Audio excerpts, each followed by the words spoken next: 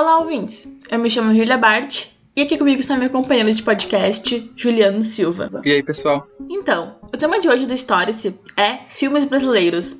A gente vai fazer um passeio desde o surgimento do cinema de horror no Brasil, passando por essa nova era de filmes de horror que surgiu de uns tempos pra cá, e chegando ao Festival Fantaspoa, que está acontecendo na data de lançamento desse episódio. É o momento de chamar os amigos e ficar em volta da fogueira, porque vai ter muito filme de terror que a gente vai falar aqui. Então se prepare, nos acompanhe, mas antes disso a gente vai para os recados e avisos.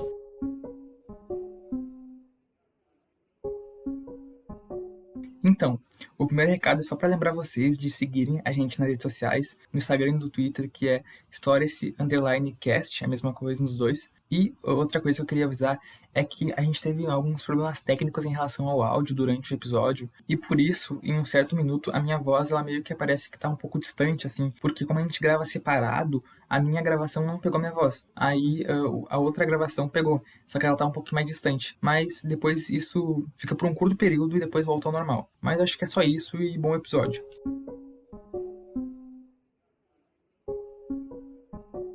Antes de a gente entrar de fato na discussão, vale a pena perguntar como é que nasceu o interesse, tanto pro filme quanto, na verdade, pro filme de terror, né? Como é que foi o primeiro contato? Eu até vou te perguntar assim de início. Então, eu acho que o primeiro contato com os filmes de terror foram nos canais abertos da TV, Globo e SBT. Mais especificamente, eu lembro bastante da SBT, porque tinha o Cine Espetacular e acho que Tela de Sucessos. Passava muito, tipo, aqueles filmes slasher, tipo, Jason, o A Hora do Pesadelo e Halloween, sabe? Passava bastante e, nossa, era uma coisa, assim, de louco, né? Porque criança, tipo, tu era criança e tu assistia aqueles filmes ali, tipo, sem a supervisão dos pais, assim. Eu lembro que, até hoje, quando eu assistia Anaconda na TV, que eu fiquei muito chocada com a Anaconda, eu lembro mais ou menos, assim, que era uma cena em que um personagem, ele é picado por uma aranha, daí ele fica, tipo, sem poder se mexer, e a Anaconda vai lá e mata ele, engole ele, e eu ficava muito chocada com aquilo, assim, então eu acho que começou, e aí foi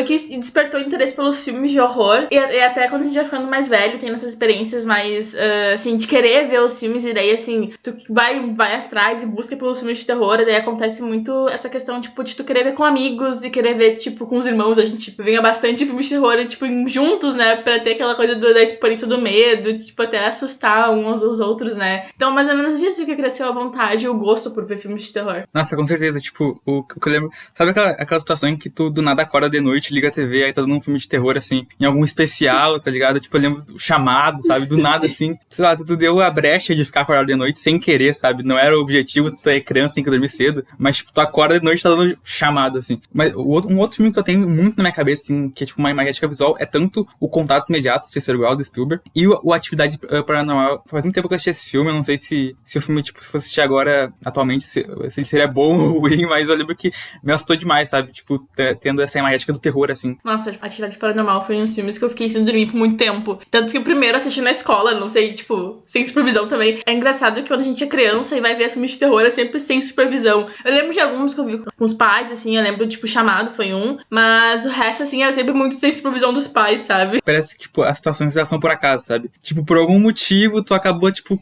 ao mesmo tempo, ou acordando de noite, ou vendo na escola, sabe? Aquelas brechas que acontecem aí. Tipo, e aí desperta o interesse, né? Aí tu começa a gostar e, tipo, é questão do medo e do anseio, saber o que vai acontecer com os personagens. Aí tu desperta o interesse, tipo, um gosto realmente, sim, sabe? Então hoje eu considero que, tipo, é um gosto, sabe? Nossa, eu sempre, todas as estreias, tipo, do ano que tem, eu sempre gosto de ver pra entender o que tá acontecendo, o que é tendência ou não, sabe? E é muito legal isso. É muito interessante de acompanhar. Então agora a gente vai comentar um pouquinho aí do surgimento do cinema de horror no Brasil e como se deu isso. O que é a vida?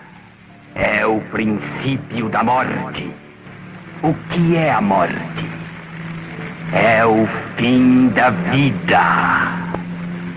Bom, quase toda uma geração conheceu ou acompanhou o personagem Zé do Caixão, né? Muito difícil a gente não ter ouvido falar do nome desse personagem, né? Isso é graças a tanto a questão da imagética visual que a gente tem dele, ou até pelos filmes em que ele tá presente, né? Em resumo, o Zé do Caixão ele é um personagem do cinema brasileiro que ficou conhecido mundialmente pelos filmes de terror. A primeira aparição do Zé do Caixão foi também no primeiro filme de terror brasileiro chamado A Meia-Noite Levarei Sua Alma, de 1964. Por trás das linhas compridas da capa e da cartola do Zé do Caixão há o seu criador e intérprete chamado José Mojica Marins. É provável que o nome do personagem no Zé do Caixão é muito mais famoso que o próprio nome do cara que criou, né? José Mojica Marins, ele é considerado o pai do terror brasileiro e ele nasceu em São Paulo em 1936 e faleceu em 2020, há um ano atrás. A sua história ela é ligada muito intimamente com a jornada do cinema brasileiro, pois na infância ele frequentava um cinema gerenciado por seu pai. E em 1948 ele começa a gravar filmes amadores com uma câmera que ele teria ganhado. Já aos 17, ele fundou a Companhia Cinematográfica Apollo, abrindo até uma escola para atores. Em 1958, ele estreia como ator, roteirista e diretor em seu primeiro filme concluído, que é A Sina do Aventureiro, que é um faroeste ou um western de feijoada. E depois de tempo, a gente tem o famoso filme A Meia-Noite Levarei Sua Alma, que traz já o Zé do Caixão. Eu acho que o personagem, ele é, como tu falou, ele vem bem antes, assim, do próprio ator, e aí a gente percebe que, tipo, a gente pode nunca ter ouvido falar do A Meia-Noite Levarei Sua Alma, mas a gente sempre ouviu falar do Zé do Caixão, tanto ele virou meio que um estado popular até, né, tipo, todo mundo referencia ele no Brasil inteiro, então é muito significante quanto esse personagem se tornou maior, se tornou, tipo, uma referência cultural brasileira, sabe? Sim, com certeza.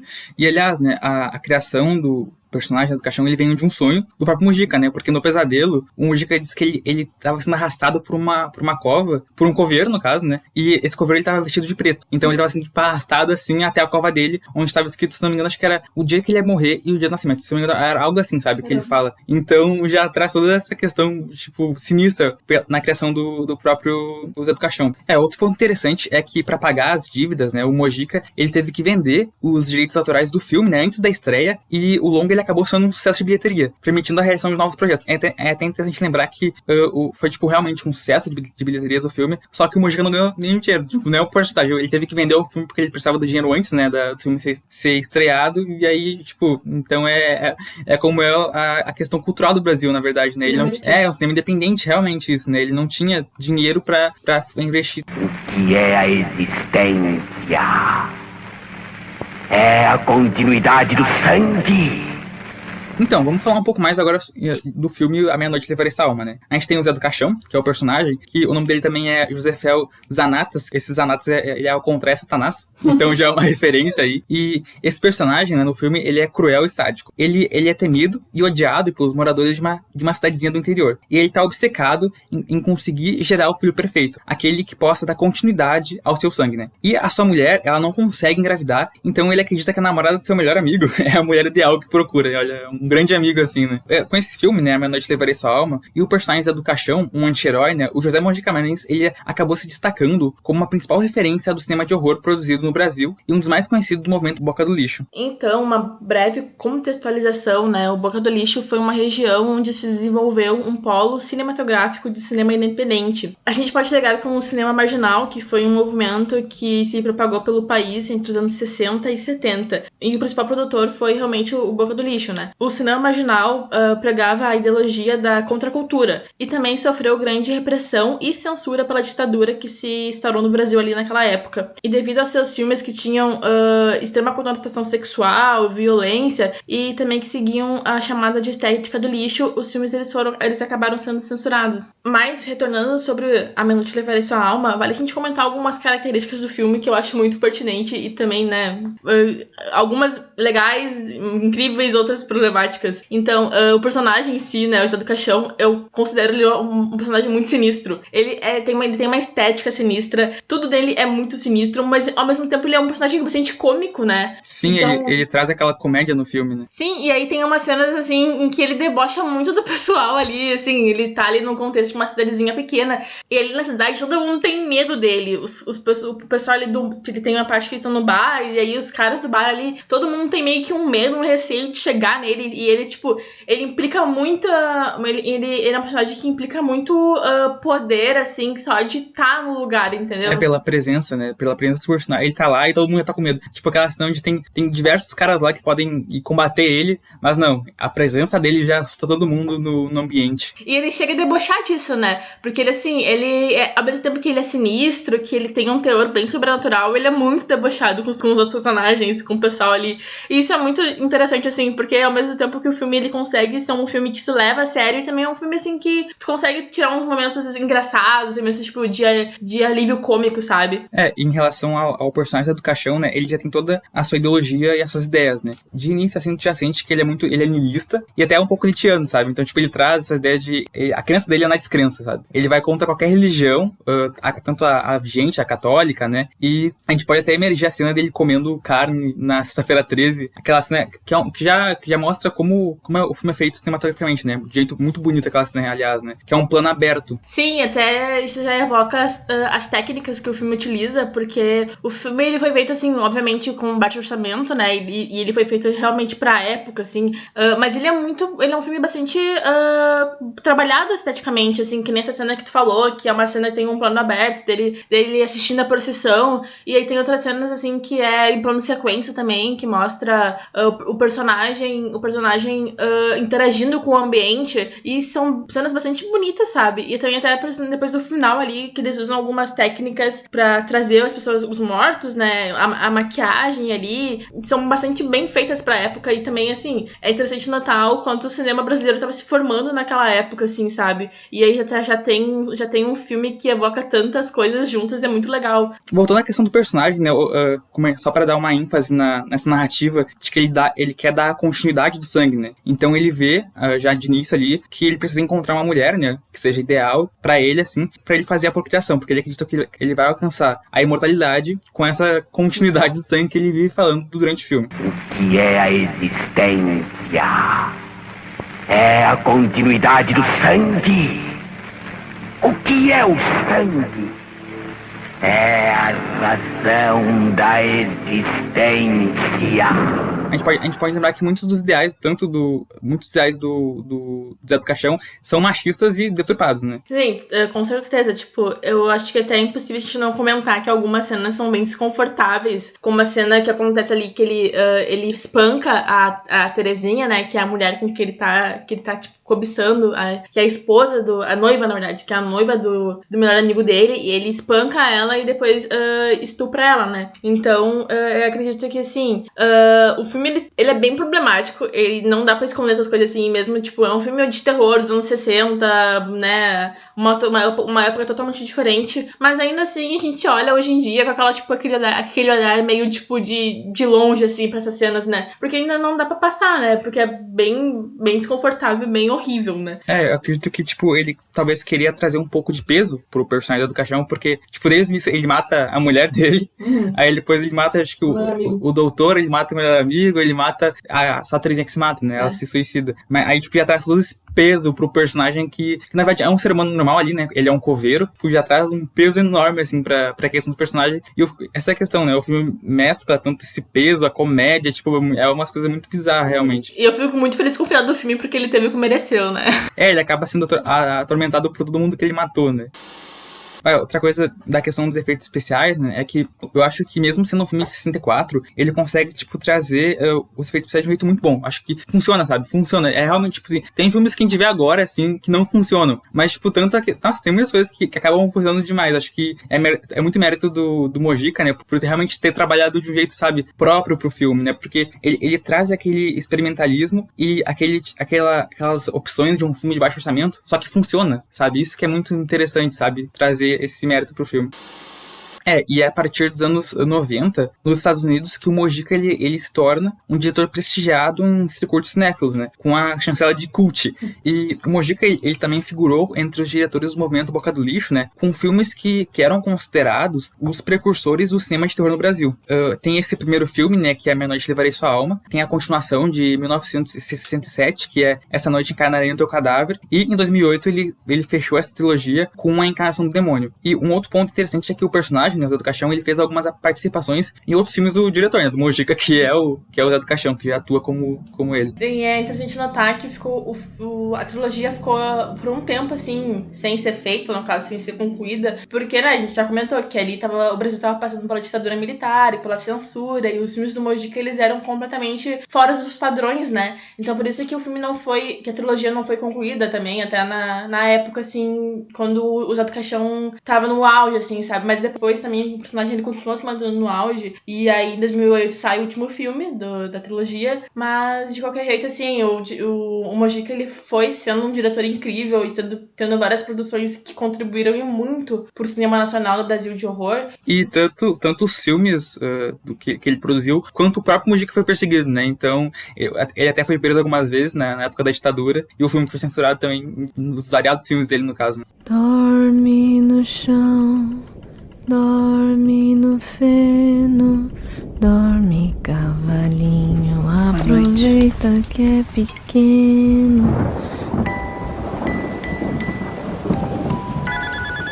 Mas então, a gente vem do Mojica e chega agora no cinema de horror nacional atual, que nos últimos tempos tem criado um novo cenário no Brasil. E não que os históricos de filmes de horror no Brasil sejam ruins. E como a gente viu, o precursor para tudo isso foi o Zé do Caixão. Porém, a gente sabe que os tempos sombrios rendem filmes sombrios. E é o que a gente tá realmente vivendo no Brasil hoje, né? E aí o cinema de horror sempre foi um porta-voz do seu tempo. E é como eu encaro realmente, assim. Eu acho que acima de todos os outros gêneros, o cinema de horror, ele consegue falar muito sobre coisas atuais, contemporâneas, sabe, de sua época. E parece natural que esses filmes de horror representem um contexto social atual, com alegorias e conceitos que buscam tratar da violência do dia a dia. E é interessante ver que nem sempre esses filmes vão falar do horror que se conhece nos filmes de Hollywood. Os filmes de horror atuais, eles buscam realmente o novo, sabe? Eles tentam sair desses parâmetros hollywoodianos.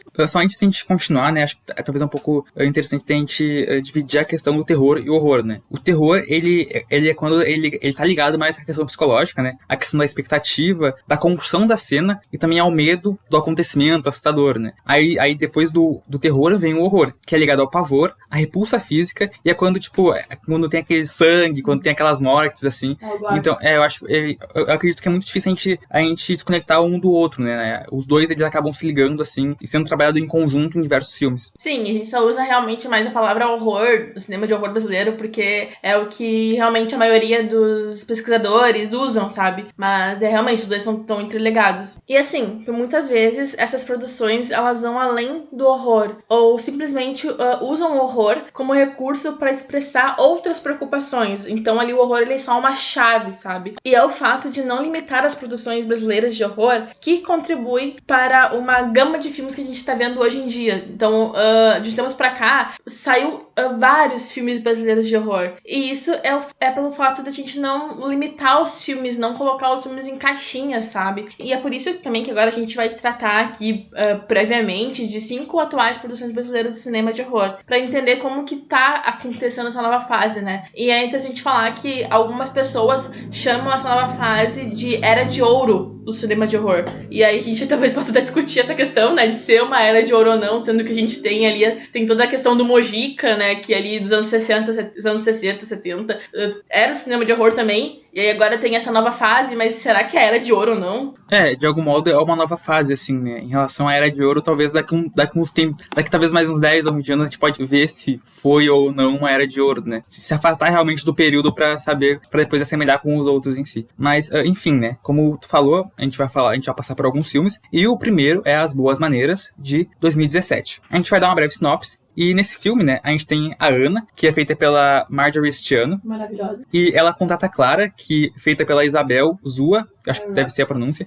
Mas enfim, a Ana, ela contrata a Clara, uma solitária enfermeira moradora da periferia de São Paulo, para ser babá de seu filho, que ainda não nasceu, né. E conforme a gravidez vai avançando, a Ana, ela começa a apresentar comportamentos cada vez mais estranhos, né.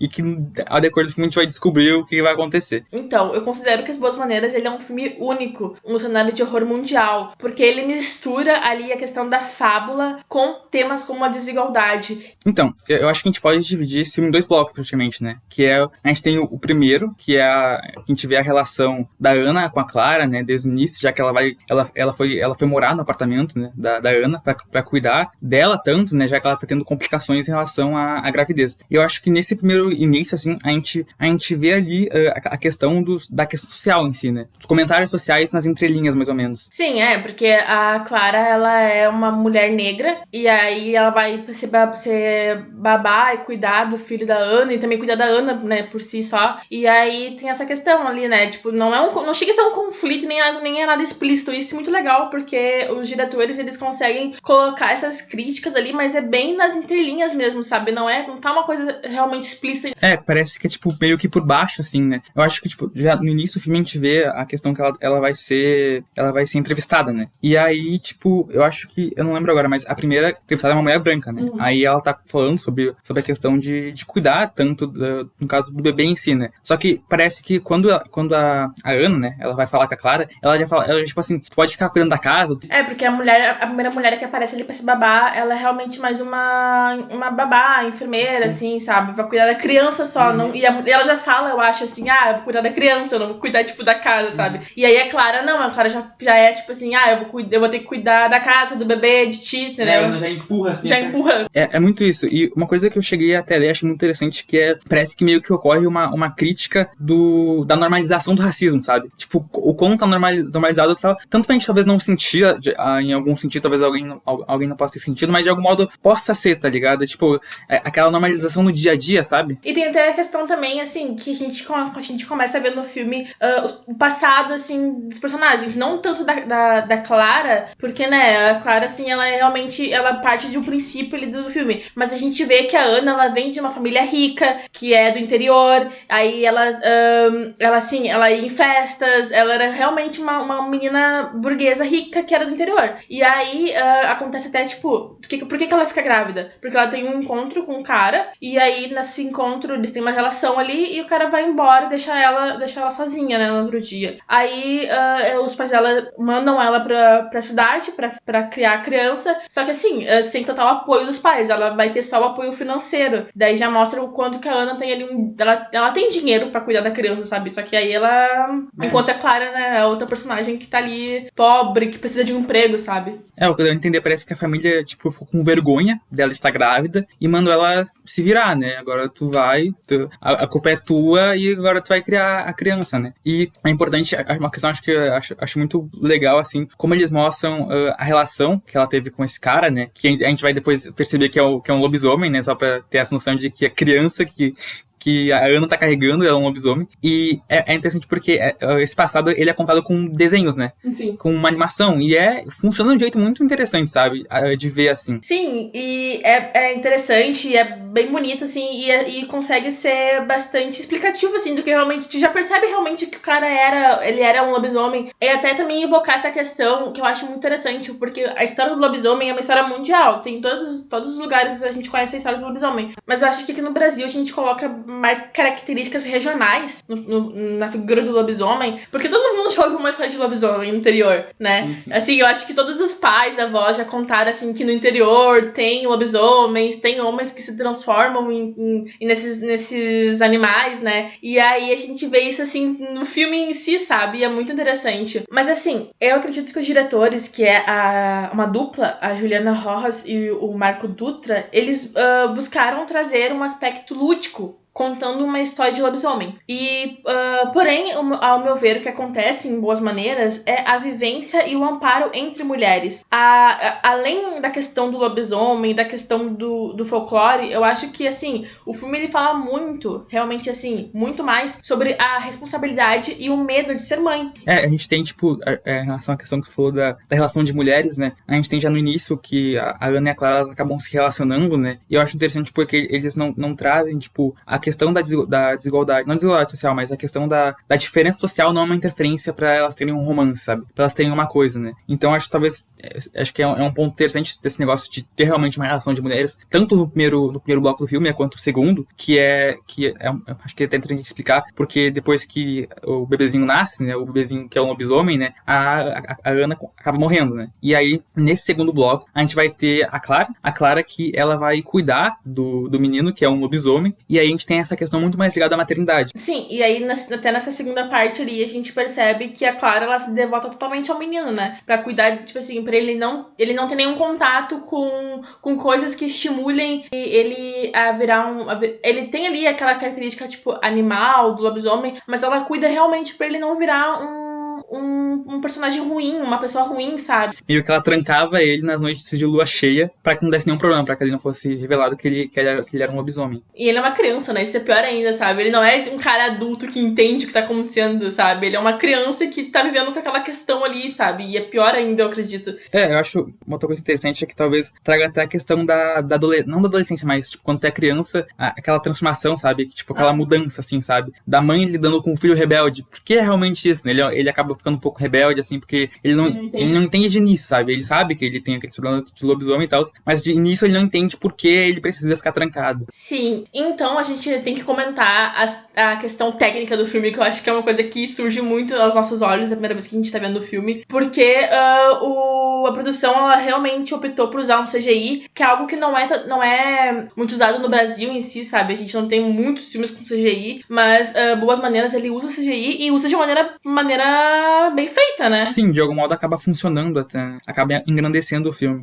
Porque, assim, tem algumas cenas em que o menino, ele se transforma em lobisomem, tem até a cena do shopping, que é uma cena bem legal, bem interessante. O menino morrendo. Não, legal, sim, legal em questões de CGI, entendeu? A cena, ela não é legal em si, mas a cena, tipo assim, os fatos da cena são legais, mas o CGI é muito interessante, porque mostra bem os aspectos do lobo, e aí mostra os olhos, e aí tem uns close ali bem legais, e aí, assim, e é muito legal que é um lobisomem criança, então tem uma coisa muito assim. Até, tipo, tem até uma cena que é ainda no primeiro bloco, onde a Ana, ela vai no hospital, né, e aí o doutor tá examinando ela, aí ele tá, tipo, aquele negocinho, né, coloca na barriga da mulher que tá grávida, aí ele fala que mãos grandes, olhos grandes, tipo, é muito interessante como tem essa liberdade de referenciar sem se preocupar, sabe? Quando eu falo de liberdade, acho que é muito notável nesse filme em si, porque a gente tem a questão de trazer a animação pra falar do passado da Ana, e ainda a gente também tem a questão musical, tem algumas partes meio que tem algumas músicas que falam, que se ligam diretamente com o que tá acontecendo no momento do filme, né? Tipo, a transição do primeiro bloco pro segundo tem uma música, aí depois tem uma outra, e eu acho muito interessante como, eu acho que ele acaba falando como o cinema pode ser livre nessa questão, sabe? De tanto pegar uma referência do lobisomem, né? Tipo, de outro país, trazer pra nossa realidade, sabe? Um lobisomem em São Paulo,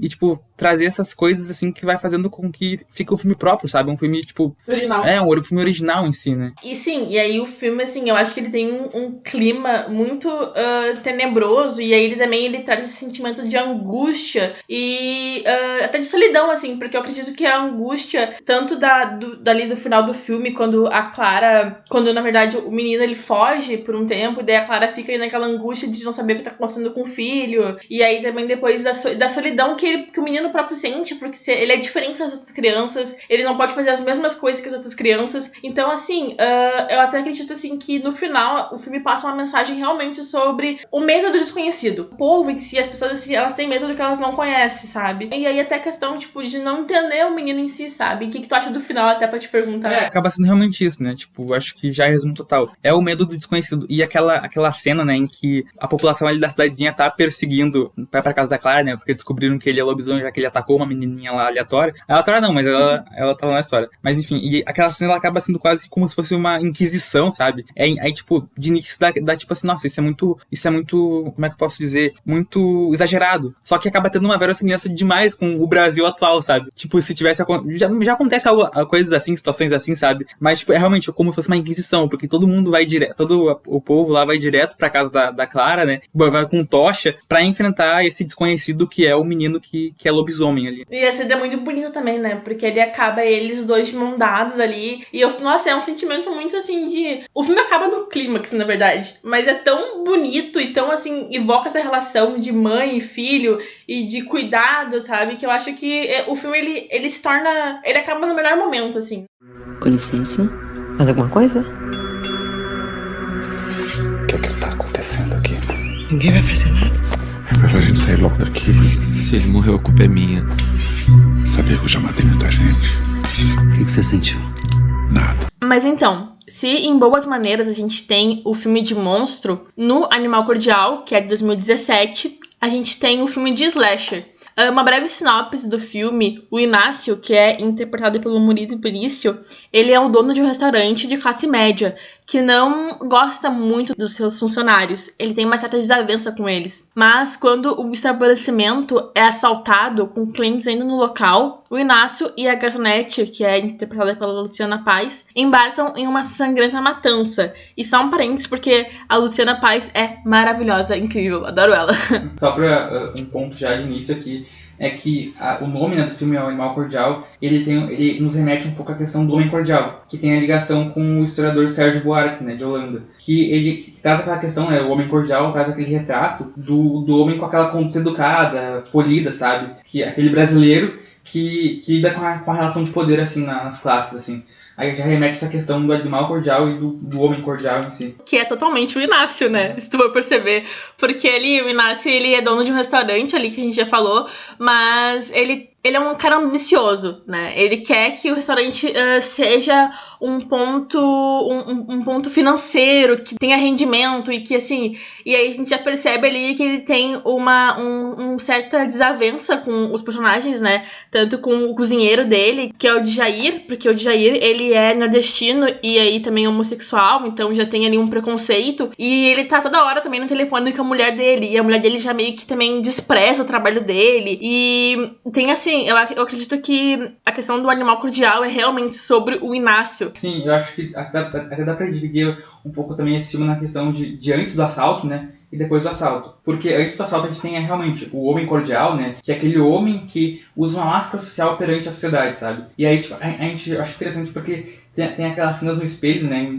Onde os personagens eles meio que se confrontam com a imagem que eles têm de si mesmos, sabe? E é realmente, o filme faz essa metáfora, porque cada um que tá no espelho, ele tá ali confrontando a sua máscara social, sabe? A sua cordialidade perante a sociedade. Então antes do assalto, a gente tem o Inácio totalmente educado. E aí depois do assalto a gente tem a questão animal, que é a transformação do homem, né? E aí só abordando assim um pouco da diretora do filme, que é a Gabriela Amaral Almeida, que é incrível também. Eu acho que vale muito a gente ficar de olho nela, porque ela tá fazendo várias produções que realmente evocam esse terror, horror social do Brasil, assim. E aí o segundo filme dela, que eu acho que só vale como dica pro pessoal, que é A Sombra do Pai, que foi lançado em 2018, que é ótimo também.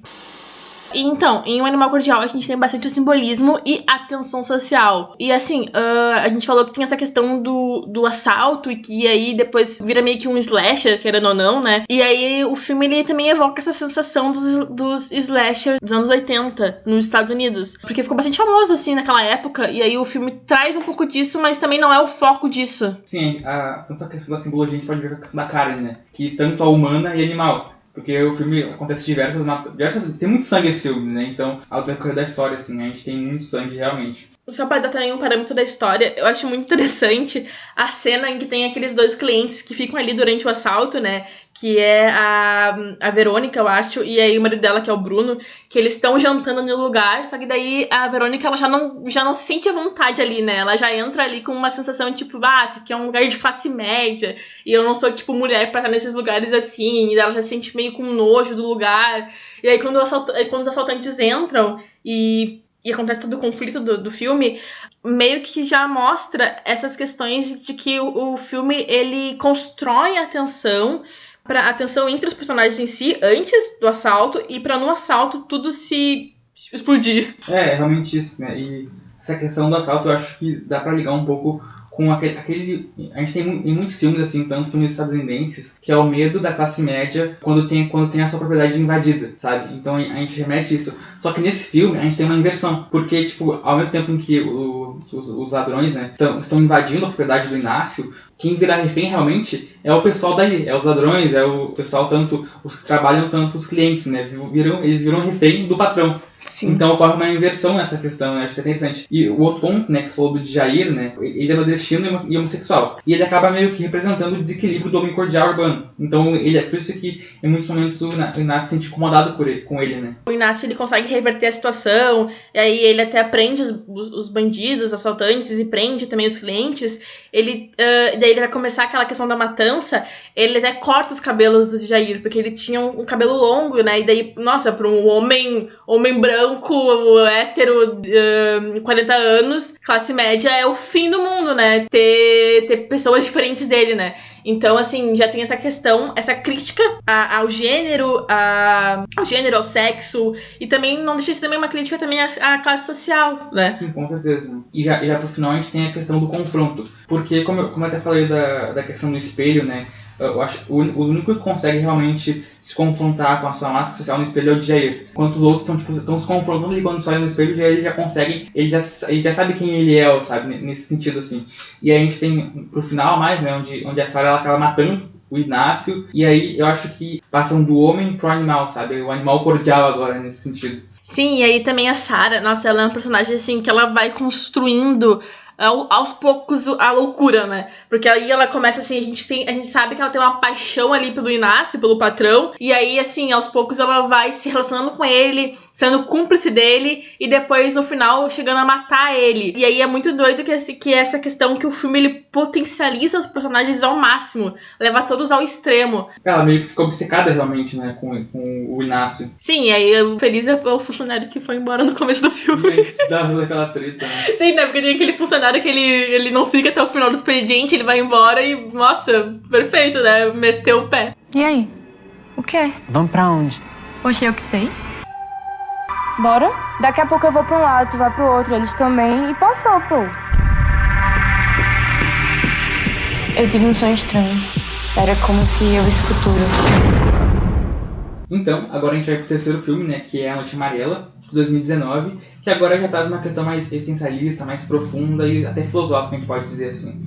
Uma pequena sinopse, né, é que um grupo de adolescentes viaja para uma ilha do Nordeste para comemorar a formatura do ensino médio. Chegando lá, eles meio que acabam tendo alucinações e sonhos estranhos que dão a sensação de que o lugar abriga algo horrível, né, algo estranho, assim, de algum jeito. Então, eu acredito que ele seja o filme mais experimental e até a questão do existencialismo ser também surrealista. E é muito interessante que ele evoca toda uma sensação de ser um filme realmente independente. E aí, a gente até pode falar que ele beira ali o filme de arte, que eu acho que é um termo horrível, mas, né? Esse filme acaba sendo, tipo, a gente pode botar naquela caixinha de filme, aquele filme cult onde ninguém entende, sabe? Então, o filme profundo, assim, de algum jeito, né? Eu acho que desde o início tem a sensação que tu olha assim, ele já é intrigante, assim, né? Ele tenta entender ele, só que de algum modo não acontece, porque acho que tanto a narrativa ela não acaba sendo tanto didática, assim, e isso não é ruim, com certeza, e nem tanto realista, na verdade. Ele é esse filme, assim, esse filme que traz essa questão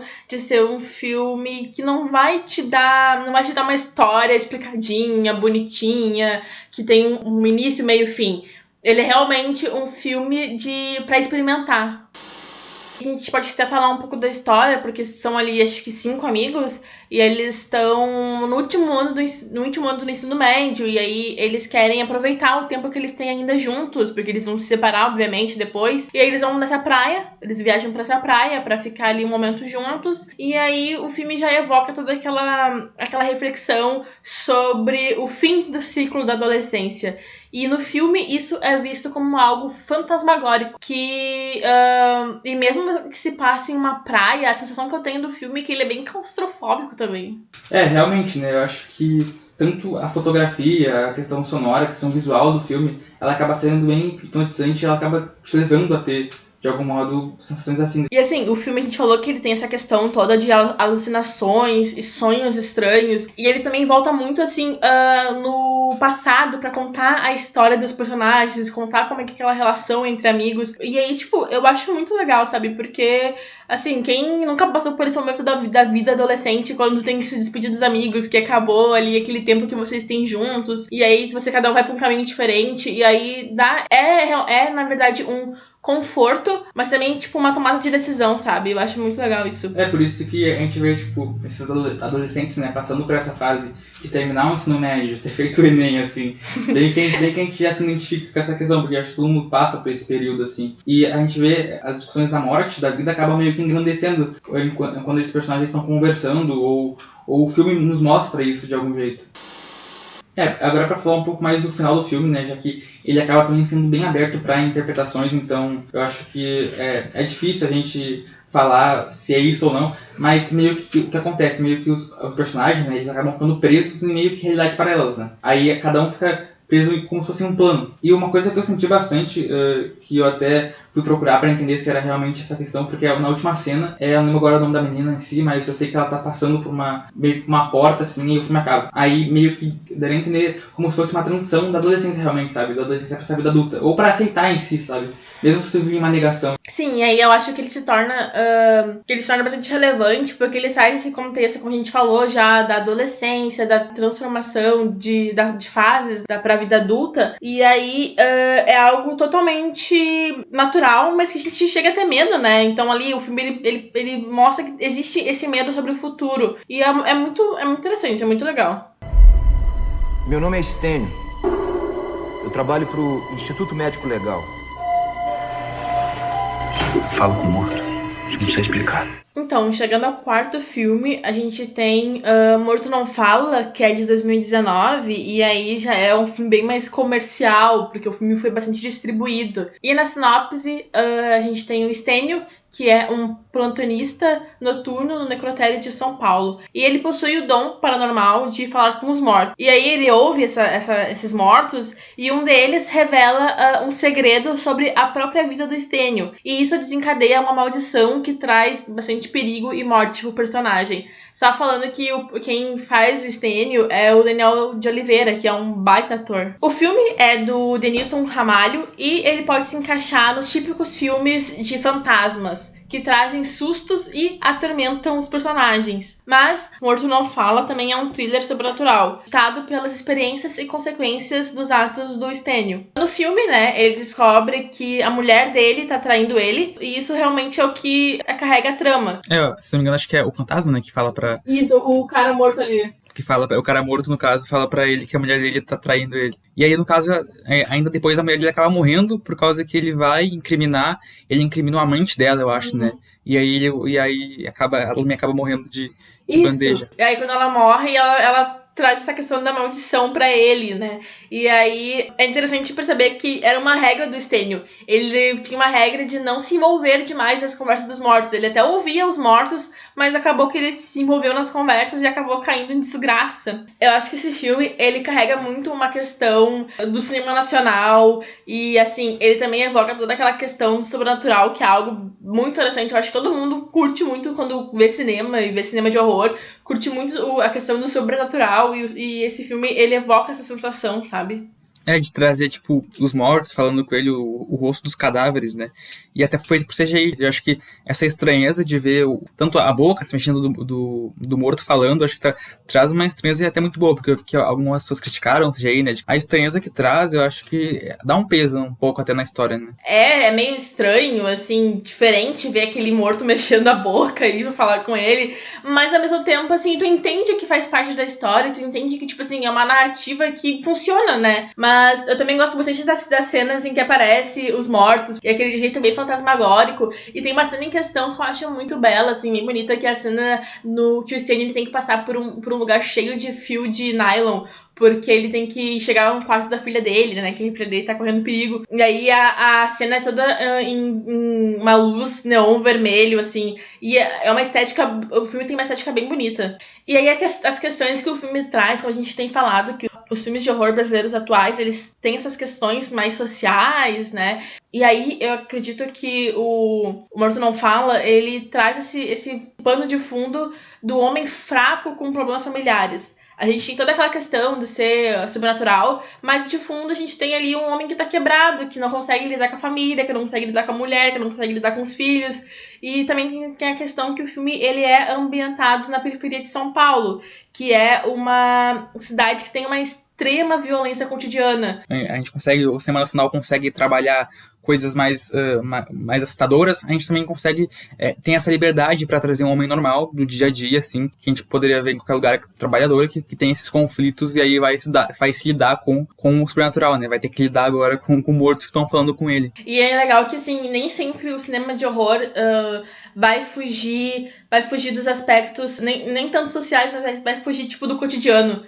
Sim, porque a gente tá bastante acostumado a ver esses filmes de horror que se passam em outras épocas ou que evocam um lugar muito, muito distante, aquilo ali nunca aconteceria contigo, mas aí eu acredito que o Morto Não Fala, ele é tão urbano e que, assim, poderia ser algo que realmente acontecesse, sabe? Sim, com certeza. E falando um pouco da questão mais do final, né, meio que, como a gente falou, acontece uma maldição, a mulher dele começa a perseguir ele, e aí ele tem uma amiga lá, que acho que é a Lara, que é a amiga dele, e aí ela acaba colocando o anel de casamento, eu acho, deles, e aí meio que a Odette, que é a mulher dele, acaba entrando no corpo da Lara, né? E aí a gente tem de novo esse conflito que ele vai ter, né, com a Lara, com o anel. E aí, mais pro final, ele tem que pegar esse anel e ele leva embora, e acho que tem a cena final que é muito boa, porque ele tá indo com o anel embora, né, deixando as crianças com a Lara, e aí tá todos os fantasmas, todos os mortos, tipo, indo com ele, sabe? Eu acho que, nossa, é muito da hora como é feito isso, sabe? E daí já evoca aquela questão da procissão, né? Que daí é a procissão dos mortos, e aí é algo também realmente bastante brasileiro. Então, assim, é um filme que talvez, como a gente falou no começo, assim, sobre a Era de Ouro, talvez seja um dos filmes precursores aí da Era de Ouro no cinema horror brasileiro. Homens distintos e devotos dos mais nobres e elevados valores universais. Enquanto nos mantivermos unidos, nada e nem ninguém irá jamais nos destruir e destruir a nossa pátria. Agora, indo pro quinto e último filme, a gente chega no Clube dos Canibais, né? Que é de 2019. Na sinopse desse filme, a gente tem um casal, que é o Otávio e a Gilda, né? Eles fazem parte da elite brasileira. E já o Otávio, ele faz parte de um clube de canibais, que realmente come pessoas, né? Como o próprio nome do filme diz. Os dois, né? Eles têm o hábito de comer os seus funcionários, né? O conflito do filme é quando a esposa do Otávio, ela acaba descobrindo acidentalmente um segredo do líder do Clube dos Canibais, né? E aí, esse segredo acaba colocando a vida do Otávio e da Gilda em perigo. Em Clube dos Canibais, o gore, ele realmente renasce no cinema nacional, porque a gente tem ali situações de extrema violência que são realmente só para diversão, e isso evoca um certo desconforto no público, porque tem bastante sanguinolência, e essa sanguinolência ela também é atrelada a uma crítica social. Porque nos Clubes Canibais, os patrões, eles literalmente comem os seus funcionários. E é a mistura entre o poder, o sadismo e o prazer que constrói aí a elite brasileira. E meio que traz a exploração, né, das questões sociais, das questões de classes, e é realmente isso, a crítica ela é visível, é dos personagens da elite ali, né, essa elite hipócrita da alta sociedade que trabalha ali comendo realmente, no caso do casal ali em si, eles acabam comendo os seus funcionários, né. E é interessante notar que nem sempre o cinema de horror brasileiro vai trazer algo que vai ficar nas entrelinhas, porque como a gente pode ver aqui no Clube dos Canibais, assim, é uma metáfora visível, tá ligado? Tipo, não é algo assim que tá ali escondido, sabe? É realmente o levar ao mais patamar, assim, pra tornar a mensagem nítida. O próprio horror gráfico já traz essa personificação do que o filme quer passar, dessa crítica social que o filme quer tentar nos falar, né? Tanto de mostrar essa elite, que é uma elite bem hipócrita, na verdade, né? Que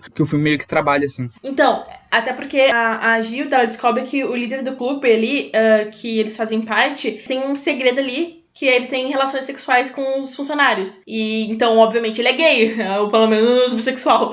E aí, só que é algo que, sim, algo velado, algo que ninguém sabia. Daí, quando ela descobre isso, meio que esse líder, ele começa a mandar pessoas para matar os dois. Aí acontece toda a trama, e como tu falou, é a questão da hipocrisia mesmo, sabe? Aí mais pro final a gente tem mais um trailerzinho, porque tem essa questão de assassinar o casal, né, de matar eles, já que eles descobriram que ele tem relações sexuais com um homem, né, e acho que pra ele, na visão dele, pra ele isso seria algo horrível se fosse revelado e tal. Aí a gente tem o personagem, né, que vai ser, no caso, que vai ser morto, só que ele acaba não morrendo. Sim, aí esse personagem, ele era realmente um funcionário deles ali, só que eu acho que a gente tem que falar também sobre essa questão que essa representação dos ricos brasileiros, ela é levada ao máximo no filme, e ele mostra realmente que ali eles fazem o que eles fazem porque eles podem, sabe? Eles podem matar os funcionários, eles podem ter essa questão da violência atrelada ao erotismo, porque tem bastante erotismo também no filme. Também até remete às pornochanchadas que a gente tem ali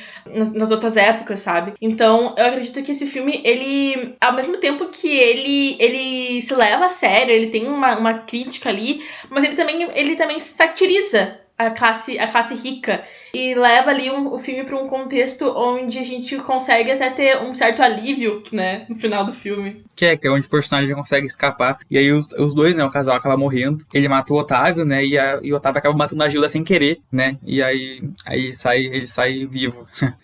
Então, acho que de fato o Clube dos Animais, ele reafirma que o Brasil não é para iniciantes. Não, com certeza.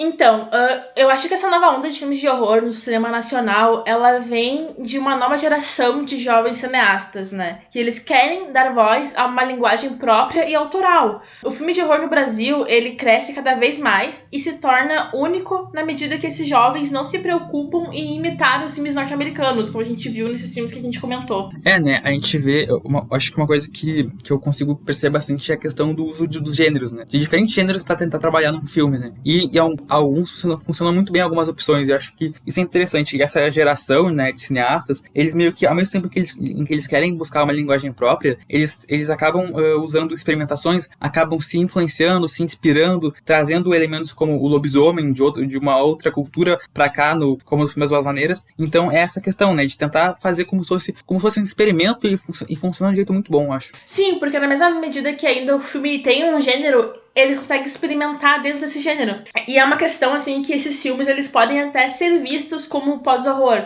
que é um termo decorrente que surge nos filmes estrangeiros, né, nos filmes norte-americanos e até outros, como A Bruxa, A Corrente do Mal. Mas eu acho até falho falar essa questão pós-horror, porque não existe pós-horror. Existe um preconceito que as pessoas têm com o horror, em assumir que o horror, ele pode simplesmente se reinventar. Com certeza, né? Acho que sempre traz essa questão de tentar trazer um novo gênero, né? De algum modo a gente tem atualmente, tanto no Brasil quanto em outros lugares, as pessoas fazendo um horror mais social, né? Um suspense mais social. E aí sempre traz aquele negócio, é um terror sério, ou é um terror social, ou é um pós-terror, isso, né? Até esse termo ele foi criado por um crítico do The Guardian, e aí teve muitas críticas, por causa que de algum modo tu vê que não faz sentido, porque esse pós, né? O pós, no caso, viria de tentar abandonar o passado pra fazer algo totalmente novo. Só que não. Muitas coisas que a gente pode ver nos filmes de hoje, eles remetem ao filme como Iluminado, O Bebê de Rosemary, que não precisam de cenas apelativas, sabe? Que não precisam só de usar o sangue, não precisam de monstros, sabe? Que podem trazer outros pontos interessantes. Eu acho que tanto pela questão do período em que a gente tá vivendo, seja necessário trazer de novo esse tipo de horror que já era sendo feito, sabe? Então, eu acho que não existe um pós-horror, não existe um pós-terror, sabe? É simplesmente se inovando cada vez mais e trazendo influência, se inspirando, né? A gente não pode deslegitimar o horror, né? E é mais ou menos isso que esse pós-horror faz. E meio que acaba, esnobando toda a história do terror pra dizer, não, agora é um filme sério, então é pós-terror, sabe? É como se as pessoas tivessem um medo de dizer que isso é um filme de terror, só que é um filme de terror bom, sabe? É tipo a mesma questão do Oscar. O Oscar acaba sempre esnobando, esquecendo a existência desses filmes de terror, só que aí quando surge filmes de terror que estão falando sobre assuntos que sempre falaram, na verdade, né? Agora querem criar um outro termo pra sugerir a esse filme. E falando mais aqui do Brasil, né? No horror do cinema brasileiro, a gente percebe que é muito referente ao cenário atual. Eu acho que a gente está numa época bastante proveitosa para o cinema de horror, tanto em quantidade quanto em qualidade e diversidade de propostas. Mas, então, talvez seja até meio errado mas eu acredito que o cinema de horror brasileiro é um dos melhores que a gente tem atualmente no mundo. Porque é realmente evocar o cenário atual e no qual o país está vivendo. Porque a gente tem toda essa questão das classes sociais, toda essa questão da desigualdade, dos preconceitos, e é algo que a gente vive todo dia, sabe? Então por que não trazer isso pro cinema? Pro cinema de horror, porque o horror é falar sobre o que te dá medo, sabe?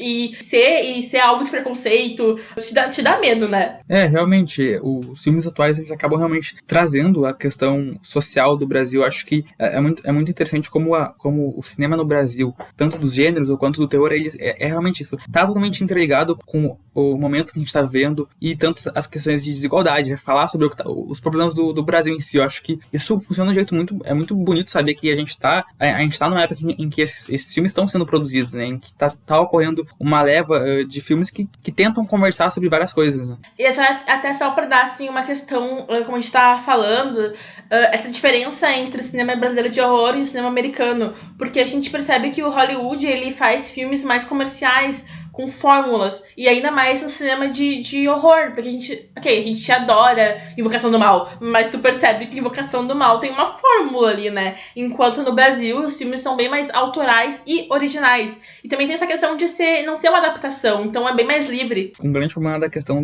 de terem criado um preconceito em relação aos filmes de terror é pela questão da massificação das ideias, né? Porque é isso que ocorre bastante nos Estados Unidos, que é massificar uma ideia, tipo, ao ponto de chegar um momento em que as pessoas ouvem falar de filme de terror e já, tipo, virem a cara, sabe? Porque, vai ser aquele filme de terror ruim que, tipo... Porque, realmente, a gente tem uma produção, tanto nos Estados Unidos como no mundo inteiro, que realmente massificar as mesmas ideias. Sim, e a gente até pergunta, assim, se existe ainda um preconceito com os filmes brasileiros de horror.